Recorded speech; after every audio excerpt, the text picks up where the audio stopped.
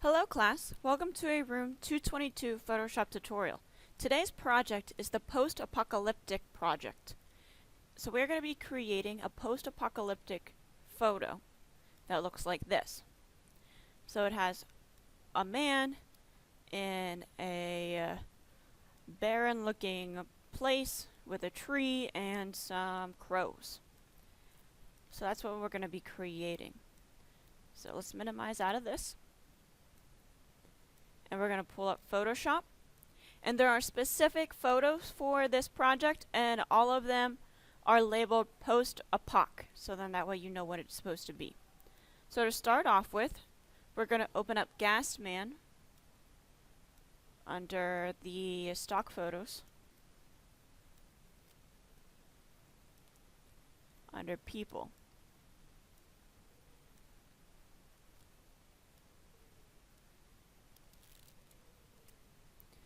Double click on the layer to unlock it,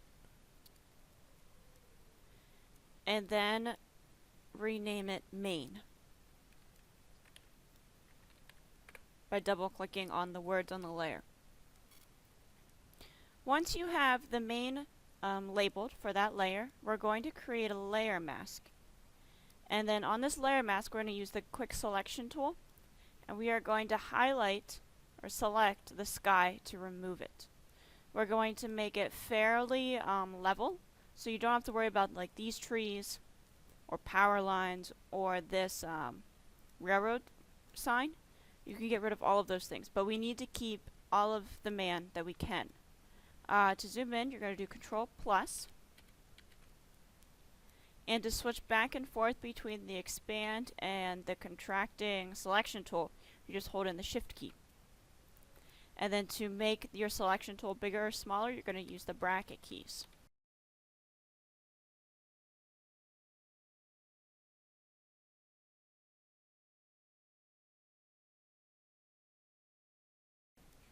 You want to try to get as close as you can to this hose, and as close as you can around the person's head. You don't have to worry about the flyaways on the hair. That's okay. But you do need to get inside this hose area. So to do that, hold down the Shift key, and you might have to keep it held down. And you're going to go around the inside.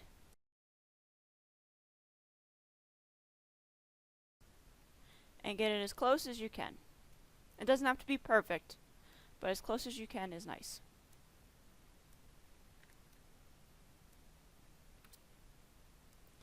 Once you have everything selected, you're going to do Control 0 to scale to frame size. And we want to make our color blocks black and white. Black should be in the foreground, and white should be in the background. If you click your D button on your keyboard, it'll automatically do that. And then to flip it, you can press the X on your keyboard. You're going to use the Paint Bucket tool, and we're going to click on the sky, and it should make it transparent.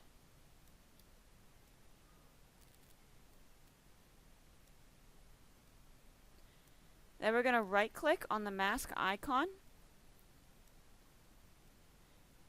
and select Apply Layer Mask, and this will combine the layers. Control D to deselect the sky. Now we're going to open up the Stormy Sky post-apocalyptic photo under Landscape.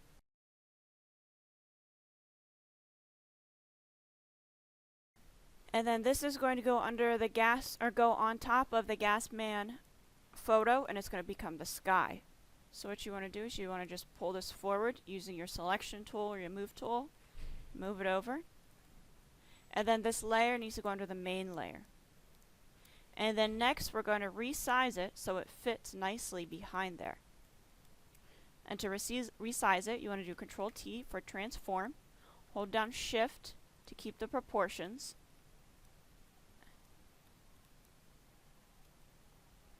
And you want to resize it so it reaches below the tree line, almost or going into the ground.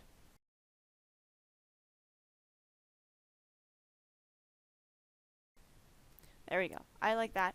It's good to keep the lighter end on the right side because that's where the shadows are coming from anyways. So once you have it resized, you're going to click enter to save it. And then we're going to apply another mask layer to the main layer. We're going to select the gradient tool and make it black to white. And then we're going to use this to blend it with the horizon. So click OK. You're going to zoom in, Control plus. And what you're going to do is we're going to make sure that the reverse is checked. And you're going to click and drag up about an inch, starting at the ground and moving up. This will cover the gas man.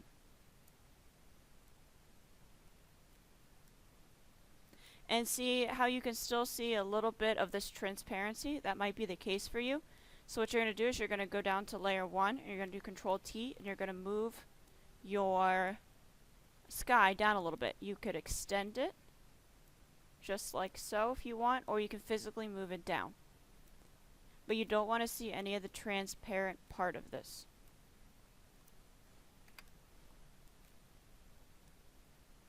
You're going to switch the colors so that the white now is in the foreground. You can do that by clicking X. And then you're going to use the brush tool to paint back the gas man. So you want to make sure that you're on this main layer. I would suggest having it a lower opacity, and if you want to change the hardness to a soft, that's fine too. And we're just going to go over top, and we're going to paint back this man. If you want to make this a little bit more of opacity to get the man back and then change it, that's a good idea too.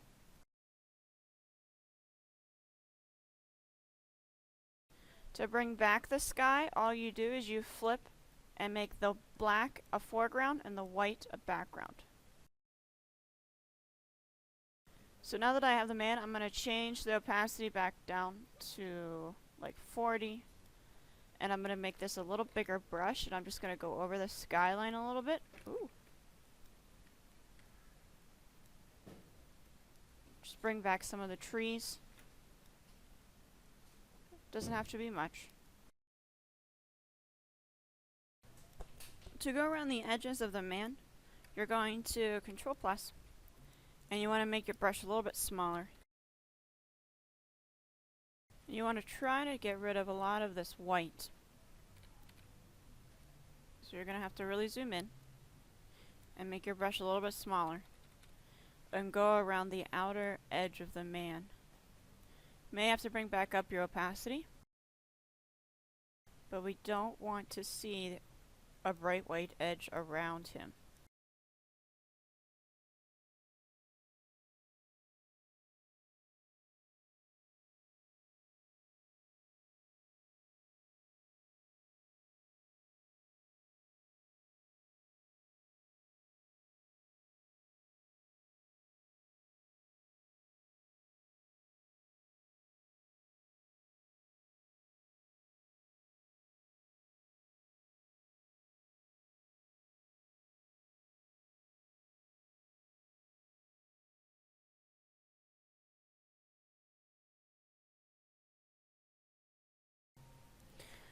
Once you're finished with fixing the outline of the man and going over the horizon a little bit with the brush tool, you're going to open up the dead tree photo.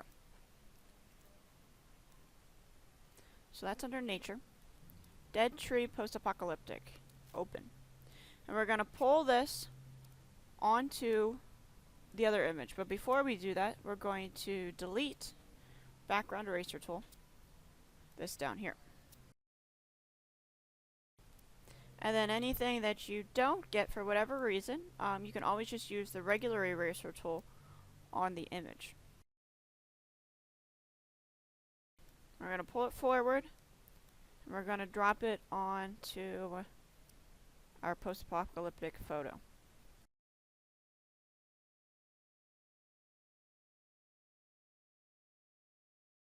The left two branches should be showing most of the trunk, and the tree should be about 3/4 of the size of the screen, and at about waist high of the gas band. So like in this like brush area here. So we're gonna make it just a little bigger.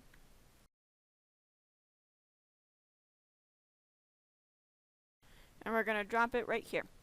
So again, about 3/4, half the size of the screen, waist high of the gas band, and we can see these two branches and about half of the trunk. Press enter.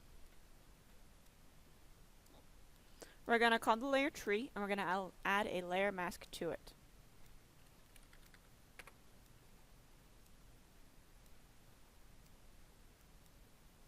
We're going to use the brush tool and set both foreground and background to black.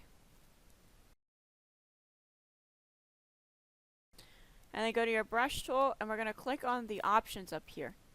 And you want to find the 134 grass. We're going to make it a little bit bigger so we can see it. There we go. You might have to click to be able to see it. And then by making the foreground and the background black, you're going to be able to, it's going to pick up the background colors that are on the original picture. And we're going to create grass. We want to make sure that the layer mask icon is selected. And then you're just going to click and drag over the base of the tree to create the grass. And look at that. And then it blends in to the image. Make sure your opacity is up though. So then that way it blends in a little bit better. And now it looks like the tree was always meant to be there. So we're going to go to the hue and saturation adjustment layer. And you can do that up here, or you can click on it here. And we're going to right click on it and select the clipping mask so that it only clips to the tree. We're going to make the saturation about a -65 to make it less vivid. Press OK. And then we're going to open up the adjustments layer again, and we're going to click Photo Filter. And under Photo Filter, you're going to select the orange filter. And you're going to change the density to about 25%. Unclick Preserve Luminosity for this one. And then you're going to click OK. And we're going to change the blend mode to darken. Next, we're going to create a glow. It's called a stamp of all of the layers visible. So to do that, you're going to hold down Control, Shift, Alt, E. And it makes a copy of everything. And we're going to name that Global Light.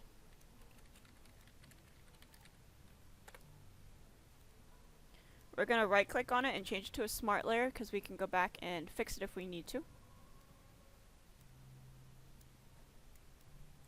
We're going to go to the filter tab, but first scale everything to frame size, so Control 0 so we can see everything.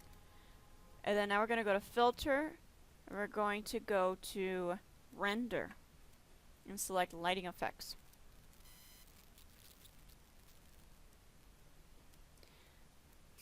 And if we zoom out, Control minus, we can see everything a little bit better. And this feature here allows you to change the lighting of your image and where the light comes from.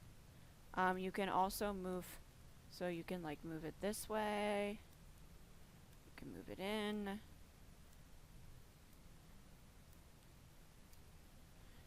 We can move it around to make it bigger or wider. There's lots of things you can do with this, and I would play around with it a little bit just so you become a little familiar with it. I mean, we're not going to use it that often, but it is a nice little feature to have and know how to use. So under this, you want to make sure that it's a spotlight. And we're going to change the intensity to around 23. The hot spot should be around 41. Exposure should be around -11. gloss should be about negative 24, 41, so like this changes. I'm going to bring up the gloss a little bit. It's going to be around negative 23. So close to what I originally said. Metallic, 23. Again, as you move these around, you can see the differences that it creates in the lighting. And then ambiance is roughly between like 18 and 25. You want to make sure that the lighting is coming from the correct place, because if it's not going to look correct, or it's not going to make sense. So the lighting on this image is coming from the right side.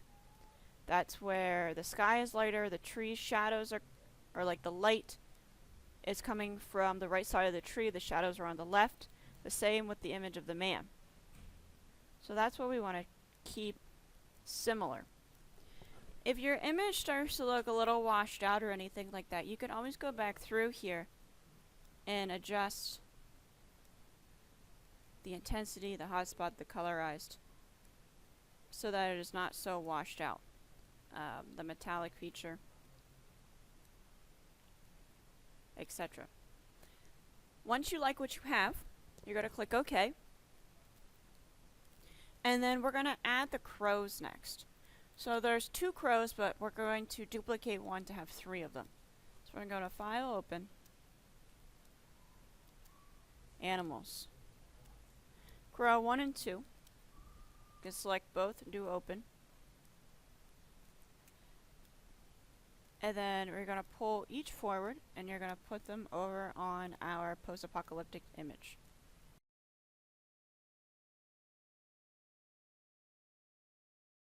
So you're going to make a copy. You can either make a copy of layer 3 or layer 2. I would suggest making a copy of the sitting crow.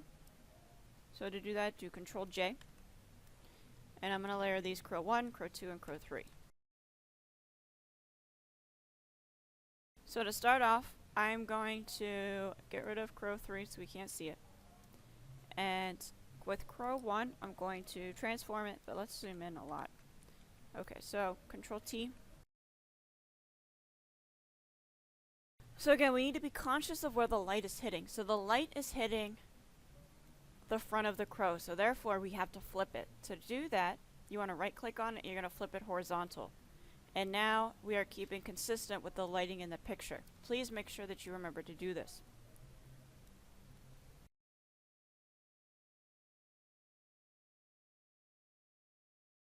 Next, I'm going to bring out crow 2. Crow 2, we also have to flip.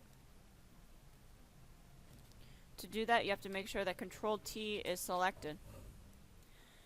So now that we have our crow flipped, we're going to resize this one, and I'm going to place it because both crows probably in real life are not going to be facing the same way on a tree together. I'm going to place it somewhere else in the picture. So Control T again. We're going to size it down. And I'm actually going to put this back here, so I'm going to zoom in farther.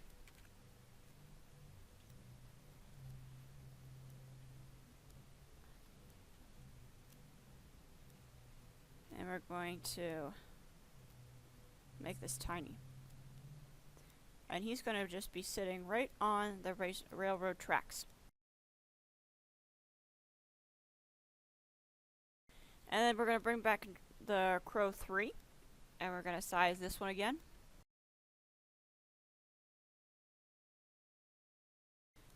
Something that you should notice is that there's a little bit of like an outline around this guy. So we're going to fix that. So after you have him resized, and you can always go back and resize him later, you're going to double click on this crow 3 layer. And we're going to go to stroke.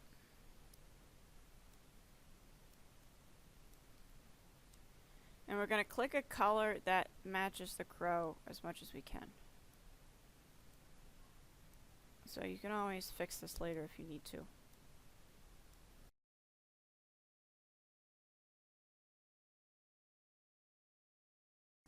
To make it inside. Center looks like that. Outside looks like that. Inside works the best. You can also adjust the sizing if you want to. but I would say 2 pixels is pretty good.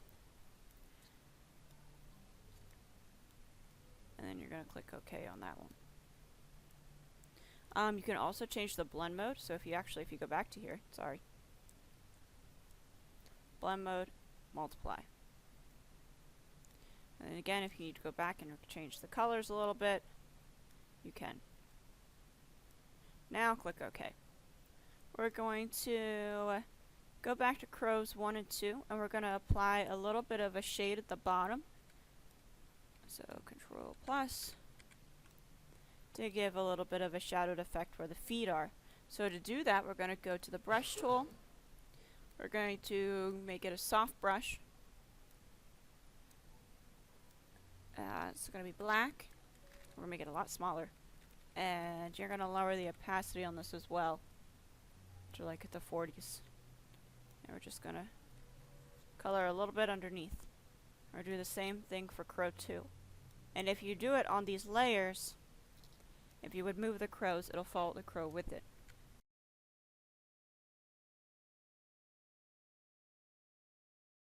And then that is your post-apocalyptic picture.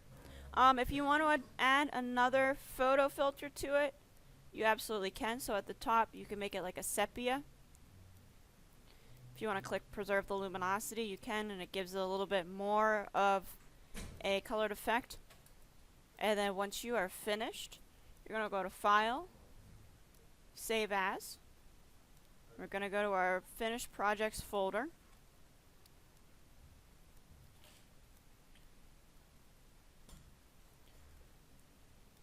Post-apocalyptic, and you're only going to make one of these again. And save it as your name as a JPEG.